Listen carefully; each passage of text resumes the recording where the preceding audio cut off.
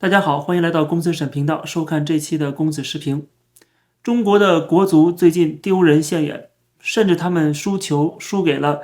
正在战火当中的叙利亚。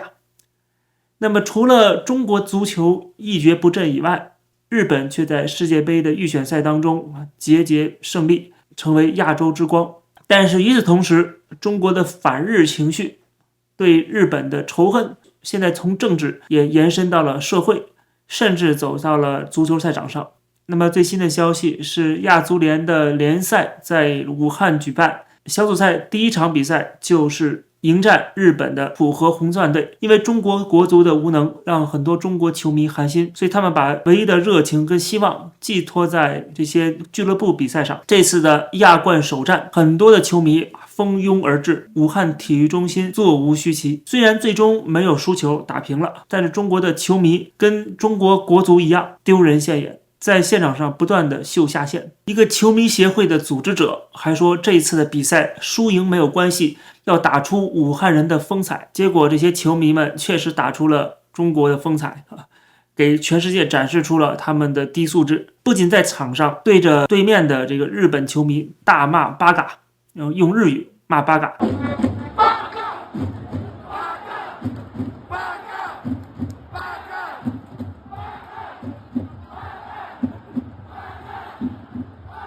同时他们在会场前当着众多人的面，当着摄影机用打火机点燃并且撕毁日本国旗，用这种方式来泄愤。我们亲爱的祖国，走向繁荣富强。为什么我们说友谊第一，比赛第二呢？这是一个体育运动，是象征着大家的团结合作。虽然是一种对立，但是这种对立是一种游戏，即使双方是对立的，但是也是在游戏当中，通过这场游戏把大家，即使是敌对的国家不同的这个意识形态、不同的立场的这些人们可以聚集在一起，大家可以通过比赛进行交流。这是一种奥林匹克精神，是体育精神。但是很明显，这些中国球迷没有体育精神，他们在用对方的语言去辱骂对方的时候，在场外去撕毁对方国旗的时候，他们满脑子都是仇恨。而这种仇恨很明显让他们失去理智，甚至失去人性。如果你让他们去做一些反人类的行为，如果不受制约和制裁的话，他们真的有可能做得出来。那请问他们又跟过去的军国主义者又有什么不同呢？所以我之前讲过，在全世界你去看什么地方潜在的恐怖分子最多，什么地方潜在的军国主义分子最多，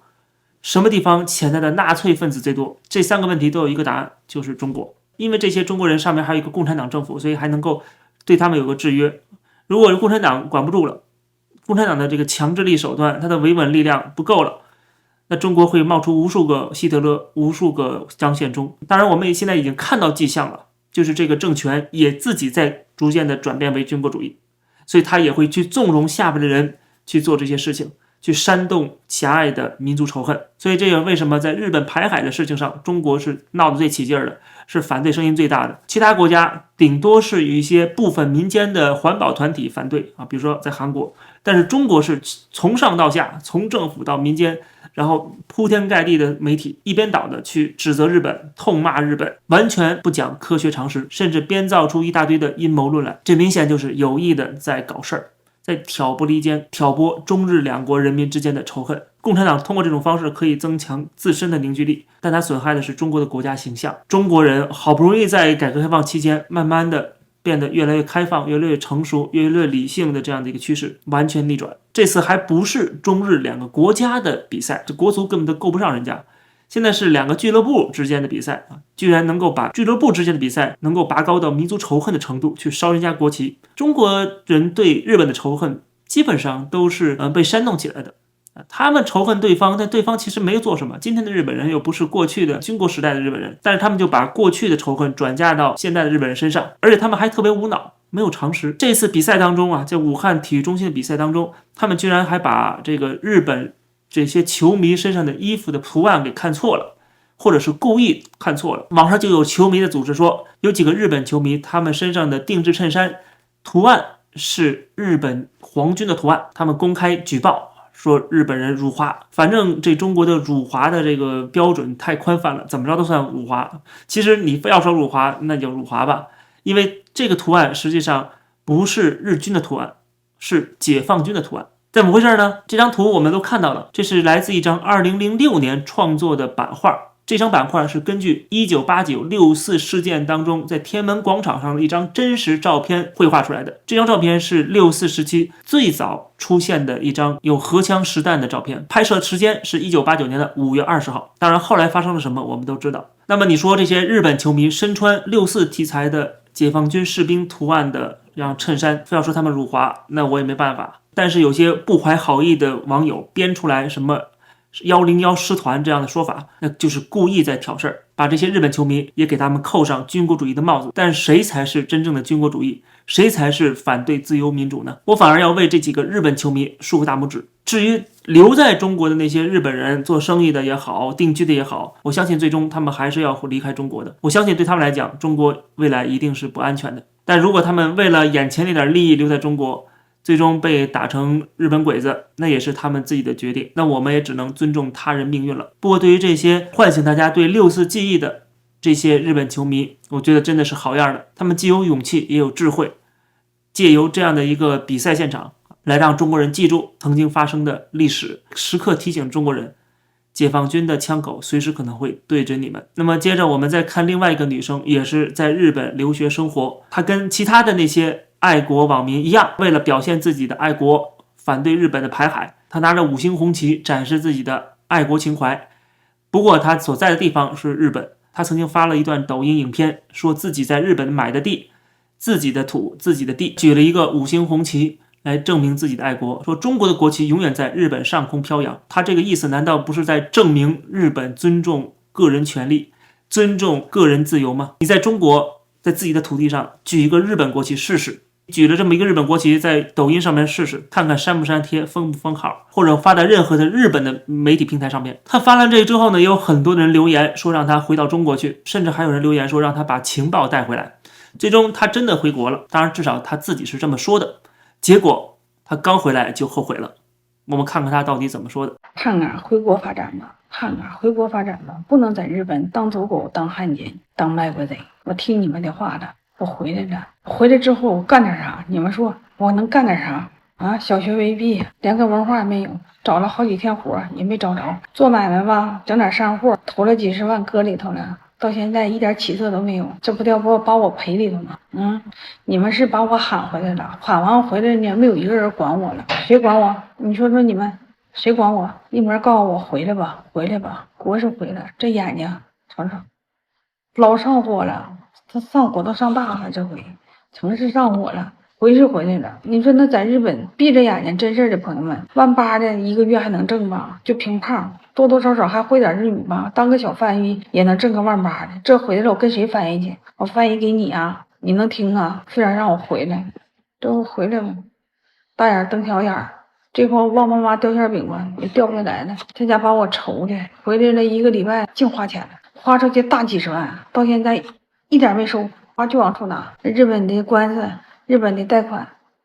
都在那放呢，这回没人骂我了，这回我家清净，这回名声好了，也不是卖国贼了，也不是汉奸了，也不是走狗了，但是我没有收入啊，我没有收入我咋整啊？妈，这是大事啊，这是啊！朋友们，你们说说，接下来我还怎么办？那还有一个好人，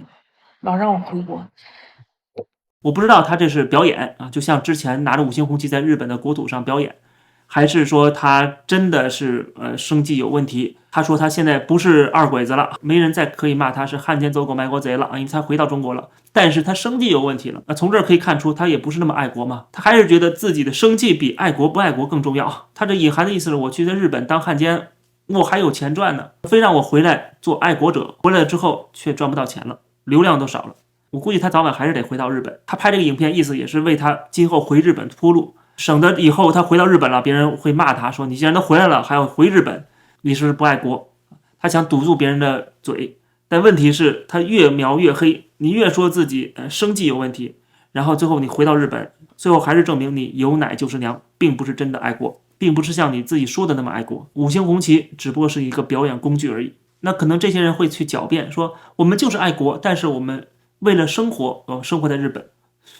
说的好像中国生活不下去啊，看另一个祖国也不怎么样啊，那活不下去了只能出国，而且还去一个反华国家。为这个反华国家、为这个反华政府去贡献税金。所以我一直在说，这些所谓的离岸爱国者，他们全部都在表演，并不是真的爱国，因为他们给本国政府贡献的任何一笔税金都有可能变成打向中国的子弹，因为这些钱会进入当地政府的腰包，而当地政府干什么呢？在扩军，日本在扩军，澳大利亚在扩军，加拿大、美国在扩军，而这些扩军干嘛？围堵中国，而你在给这些政府交税，在支持这些国家的政府去对付中国，你是爱国吗？你用实际行动在恨国，在伤害自己的祖国，然后你们表面上却说我爱国，我多么热爱祖国，我多么痛恨日本，这是不是表面的一套，背地里一套？所以那些中国的五毛粉红去骂这些离岸爱国者，那是活该，对吧？要不然你就踏踏实实的加入那个国家的国籍，做一个当地人，做一个美国人，做一个加拿大人，站在自由民主普世价值的立场。如果你生活在这些自由民主国家，但是心里还支持那个中华人民共和国专制政权，那他们的下场肯定就是两边不是人。中国人会觉得你跑到国外去，你为这些国家去做贡献，嘴上说一套，背地里又一套。然后这些国家呢，又会觉得你天天的举着5星红旗，你是共产党的人，是专制政权的帮凶。这说明这些人就是为了眼前利益，想两边占便宜。但是问题是在一个新冷战时代啊，他们怎么着你两边得站一边了。其实这种事情不光发生在国外啊，在中国其实也一样，就是你用苹果手机可能就不会骂成汉奸，你未来开日本车、开美国车，那你可能会遇上 U 型锁。这就是未来中国跟整个国际社会脱钩之后的结果。就像当年文革时期红卫兵火烧英国代办处，这种事情早晚还会发生。哪怕就到了改革开放时代了，不都还出现过反日游行、围攻美国大使馆的情况吗？你怎么就觉得这种场景不会再来呢？现在我们看到的整个国际趋势跟中国的内政的变化已经看得很清楚，这种事情早晚还会再发生。当它发生的时候，一定是不可收拾的，一定是比过去更加的猛烈。现在已经开始出现了。最近网上有一张照片也挺有意思的，有一个开特斯拉的人，他把自己的车标给换了啊，然后呢车的后备箱还贴上一些标志，把自己伪装成中国的国产未来新能源汽车。有人开玩笑说成分复杂，马斯克看了都得愣3秒。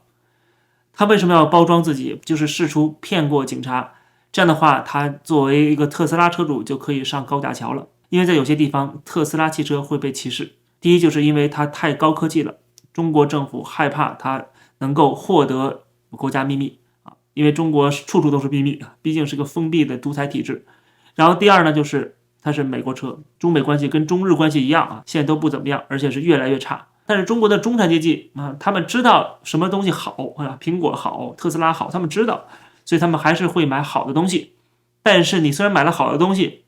虽然你用起来顺手了，但是架不住中国现在走向一个民粹主义、狭隘的排外情绪横行的一个时代，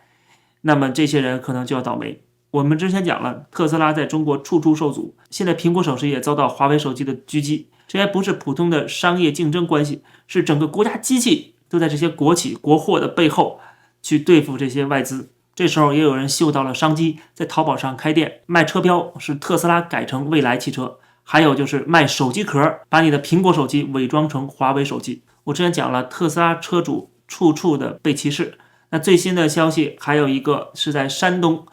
高速发了一个公告，说接交警通知， G2 京沪高速港沟站双向入口禁止面包车、货车、特斯拉牌车辆通行。有人开玩笑就说，特斯拉已经跟面包车、货车一个待遇了，而且还不知道因为啥。所以看来之前在上海高架桥上那个伪装成蔚来的特斯拉啊，这个车主还是很聪明的。为什么特斯拉跟货车、面包车都放在一起不让上呢？我觉得可能是有领导人经过，货车、面包车里边可以装很多东西，你可能看不到，你不知道有没有危险，而且它体积比较大啊，安全性有问题。那么特斯拉不让上呢，是因为特斯拉是一个电子设备，中国政府害怕它有高科技的监控功能。最后我想引用一段网上的一个网友的言论，我觉得他讲的非常好。他说，一个当代的年轻人，中国的年轻人，他不敢反抗导师压榨，不敢反抗职场剥削，不敢揭露他单位里偷摸着性骚扰下属的小领导，不敢揭露他为了办事不得不要打点的小官僚，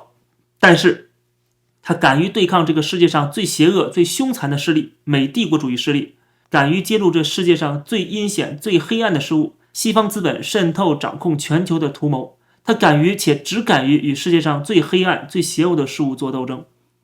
这是一种讽刺今天的中国人活在奴隶主的阴影当中啊，他们不觉得自己是奴隶，是被剥削的对象，却被自己的奴隶主蒙骗，